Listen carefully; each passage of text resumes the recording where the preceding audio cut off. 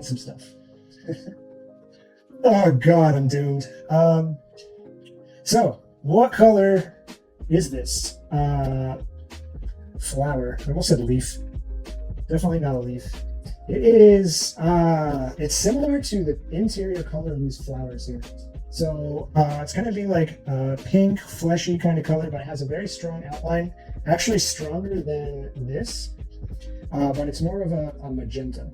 It's much thicker. It does still have kind of the textured outer edge where it looks like it's kind of fuzzy. So we'll get started on that. The way it connects to the side is a bit strange. I'll have to be extra careful there. And these are going to be super easy. Maybe I start with those. Nah, we're going to start with this. So we're just going to tear off the band-aid. So got my palette set up here. The color we want is a pinkish color. So I think we want to kind of mimic this color as much as possible. And I think what we did here was we started with our reddish orange, and I believe we mixed ultramarine into it. To first mute it, can I be allowed to paint one flower on that chair? I'll consider it.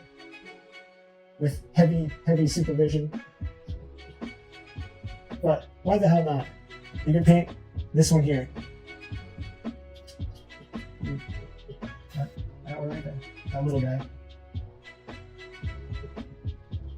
So, what I'm going to do is I'm going to mix this always with my palette knife, never my brushes, because you're going to destroy your brushes that way. So we're going to pull out a little bit of this, and we're going to plop it right there. And we're going to grab some ultramarine blue, and we're going to make a monstrosity.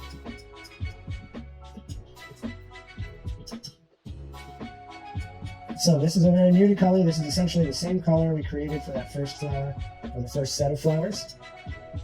So I'm going to add a tiny little bit more red, just because I know that this is going to essentially be lightened into a pinkish color. I don't want it super dulled down. So we're going to start there. Now we're going to add a significant amount of white. I lied. I am going to add more blue back into this.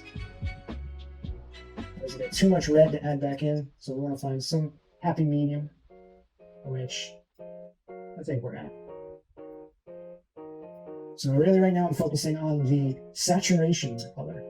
So we know that color has three properties: hue, saturation, and value. Hue being what color it is on the rainbow. Saturation is how bright or gray it is. And then value being how light or dark it is. And so we want to tackle it now. We know what the hue is going to be. It's like this reddish orange. We added some of the blue to bring saturation down. And now we're going to add some white to adjust the value, either towards white or towards black. Pepper can supervise me. Maybe we'll add some stuff. I love flowers. I don't know how I feel about adding stuff, but I guess we'll see what happens. So I have this muted reddish orange. This is exactly what we're looking for. Give it one final mix. Now we're going to add some. So we are going to need quite a bit. And I'm going to mix not a super white version, because we want to have a bit of control over its value, because even though this is a light pink area, it has its own shadows. And that right there is on the dark end of this color. So we're going to separate it into two piles. Now we're going to add even more white.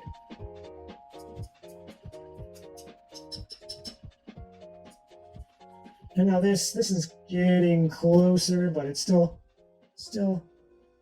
pretty dark. I'm going to need to put more white out on my palette. So what I'm going to do is I'm going to take this and make an even lighter color, which didn't work because I didn't have enough white. So I'm going to squeeze out a little bit more. And we're essentially going to have three different values of the same color. A dark version, a middle value, and this light one. So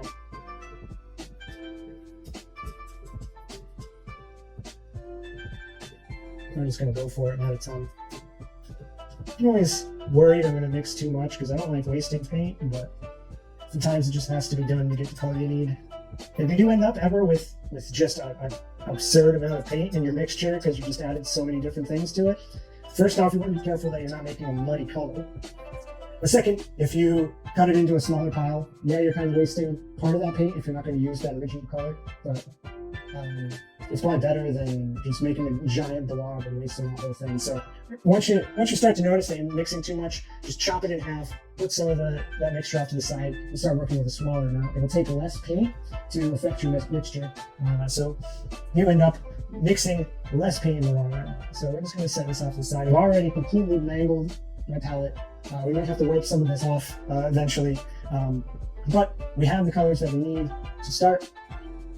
So I think we're actually going to end up mixing something into that dark version to make it even darker, but for now, I'm actually not going to use this brush. I'm going to use this bigger brush. It is absolutely awful. You can see how worn it is, but we're still going to use it because I like it. It has sentimental value because I essentially painted like 4 different paintings with just this brush by itself, which is an awful thing to do in terms of technique. Don't ever do that. It's awful. I like having lots of paint. Well, when you're cheap like me, you don't have that luxury, and you try and minimize the amount of paint you use. But to be honest, if I mix a lot, if I can store it somewhere, it would be cool, but storing is tough. It still cures sometimes, depending on what kind of container you put it in, so whatever.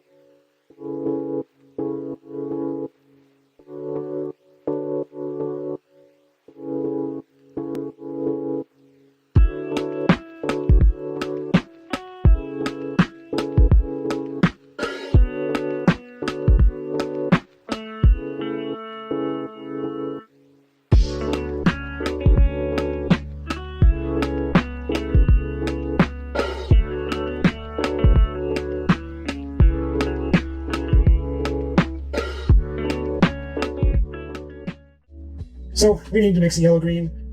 We're going to mix the same yellow green we mixed yesterday. It is going to be our cool yellow. And typically I would use cerulean blue. I think we're going to use our ultramarine blue instead. Now yellow is super, super, super crazy in terms of how quickly it can take over your mixture.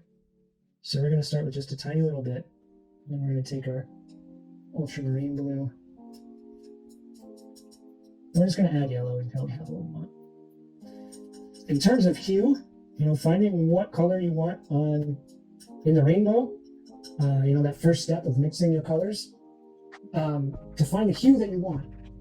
With this two variations of yellow, two variations of red, two variations of blue. You will only ever need to mix two colors together to get the hue that you want. From there, then, getting the correct, maybe not correct, but getting the intensity you want, it's going to take a bit more. But you never want to mix more than two colors to get the hue that you want. So if you know you want yellow-green, you only ever want to mix a yellow and a blue. You don't want to get crazy mixing purples in there to get the hue. You may want to do that when you're talking about intensity or color variation, but if you're just talking about mixing a specific hue, only two paints. Can you see that on? Yeah, you can. Cool. So I'm going to add a little bit more yellow to both lighten this and to get more of the light green we're looking for, which this is basically perfect.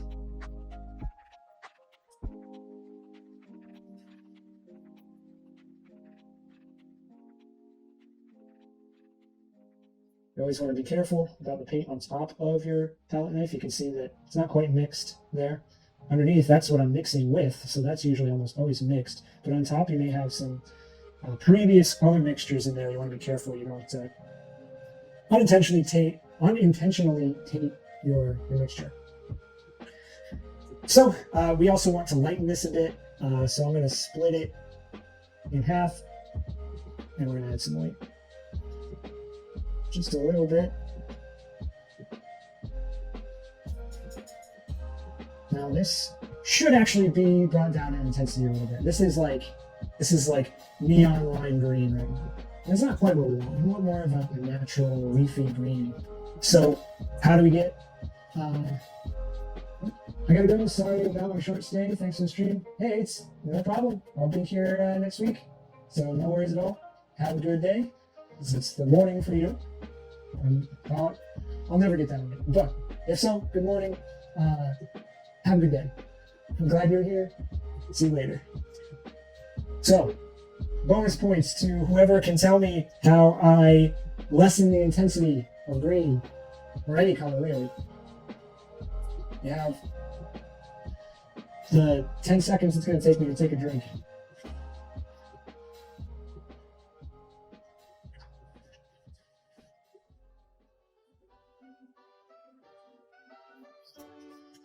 No takers.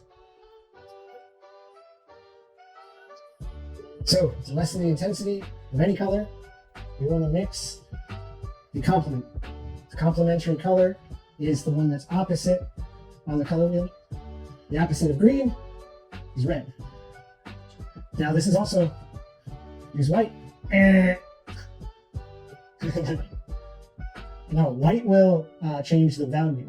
Value is how light or dark the color is. So think of a spectrum that goes from white to the rainbow color that you're using, or really just the color in general. It doesn't need to be that. So white to the color to black. So it's just how light or dark it is. And so adding white will just make it a lighter color. So we did that when we painted in these highlights. We added a lot of white to make it lighter. But intensity doesn't. It kind of like seems like, yeah, the color's intense. If I add white, it's going to like neutralize it and bring it into like a white, because white is a neutral. So it kind of like seems that way. But when we're talking about intensity or chroma, or there's a billion names for one thing.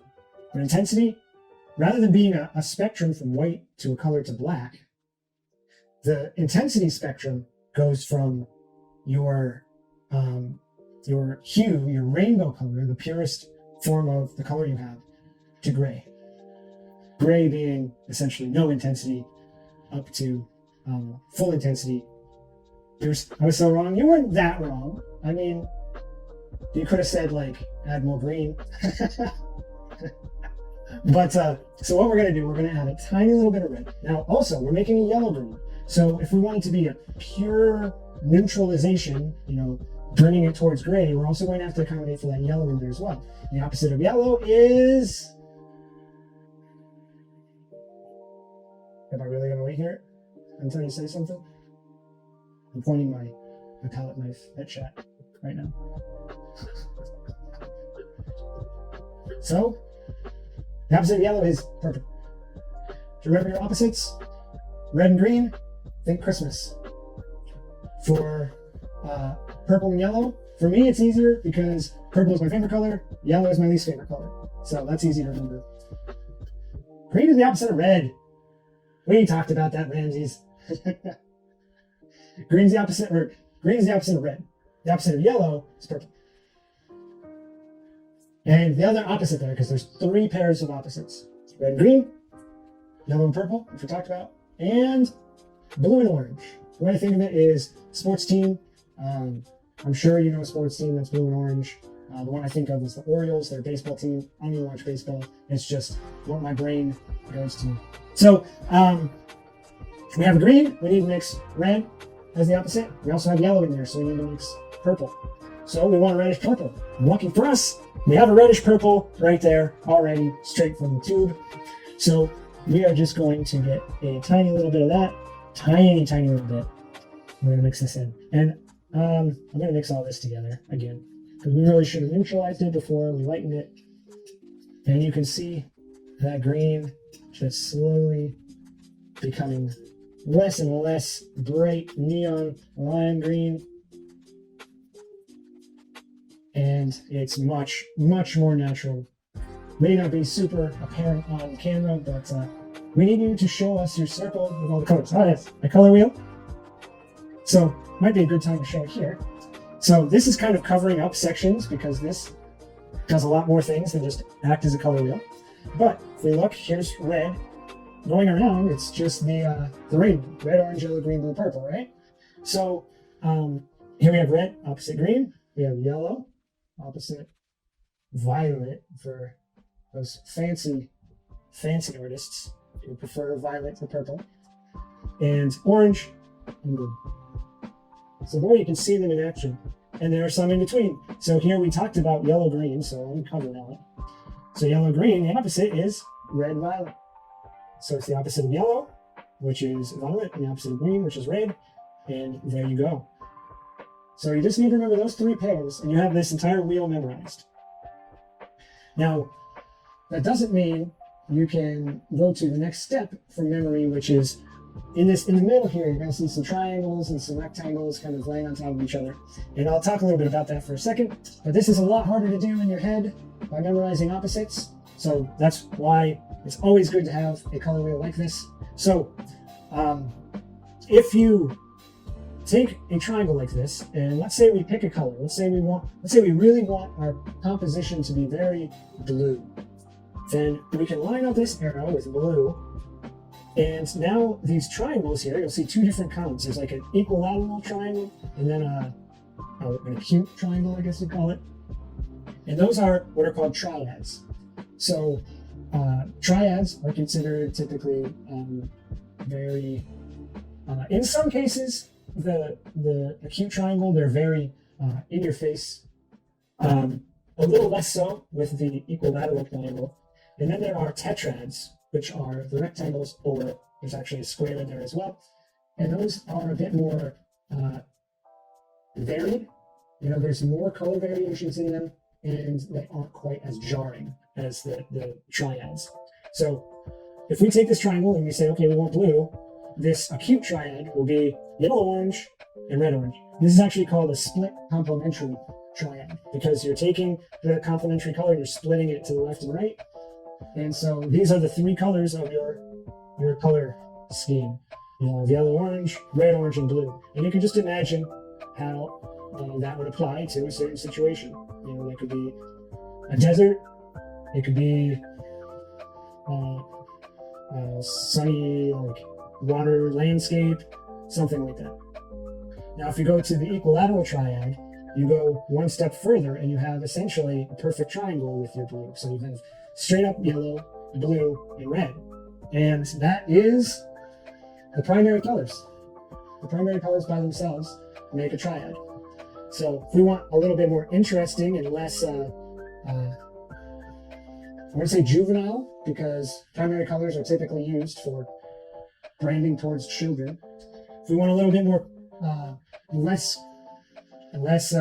common, more interesting triad, we can go to blue-violet, yellow-green, and red-orange. And you can see how just that one little turn makes that triangle so much more interesting compared to the three primary colors. And we can do the same with rectangles and squares. I'm not going to go through every single one, but that is how you can choose an interesting color scheme with math. Do I do that? Not really. I don't really typically choose my color themes that way, but I use it really as a reference when I'm mixing colors. If for whatever reason I'm too lazy to think the opposite of, blue-green is bluish purple. Wait, did I even say that right? What did I say? I don't know. If I'm lazy like I am right now and don't want to think about my opposites, that's when I consult my color wheel. So, if you have any more questions on color, let me know. You passed your quiz. And I'm going to put this green on this painting.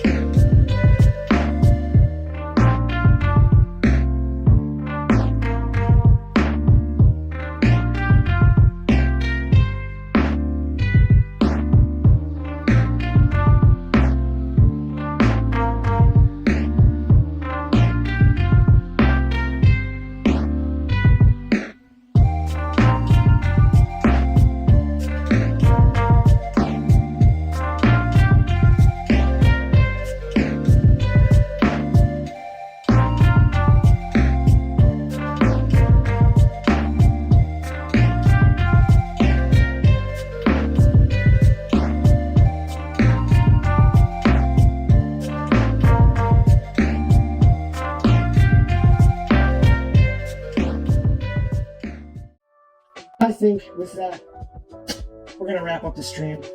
Thank you for hanging out. If you're here and you're not followed, please consider following. I'm guessing that everyone here probably is, but just in case, follows help me out quite a bit. And if you liked what you saw, you can always come back. Maybe you can improve the lighting. Yeah, I definitely can. So that's going to be, I think, priority number one. But if you're watching this on YouTube, I don't really need to do my YouTube outro anymore because I recorded a separate one that I'm just going to mush on the end. But just in case that doesn't work because I haven't edited it yet, if you're watching on YouTube, please like if you liked, subscribe for more, hit the notification bell, leave a comment, and tell me what you do differently. If you do anything differently. If you wouldn't do anything different, tell me in the comments. So, thanks everybody. I'll see you next week, next Monday, same time, same place. So, thanks. Later.